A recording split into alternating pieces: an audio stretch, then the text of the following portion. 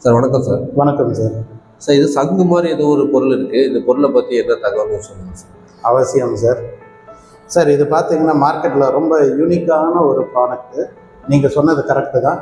பார்க்குறது பார்த்தீங்கன்னா ஃப்ரண்ட்டில் பேக்கிலலாம் பார்த்தீங்கன்னா அப்படியே சங்கு மாதிரியே ஷேப் இருக்கும்.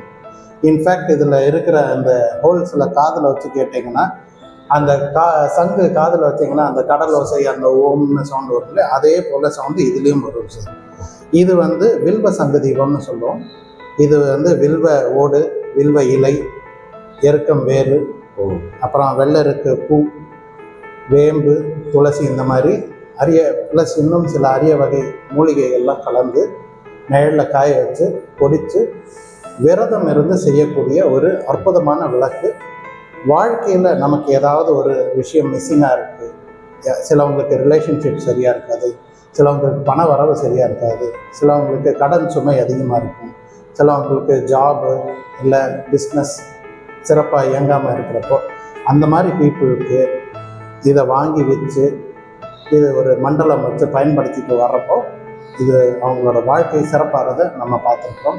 நம்மளோட ஹீலிங் வகுப்பில் படிக்கிற நிறைய மாணவர்கள் இதை வாங்கி அவங்களோட வாழ்க்கையில் நல்ல நல்ல மாற்றம் ஏற்பட்டதை நம்மக்கிட்ட ஷேர் பண்ணியிருக்காங்க.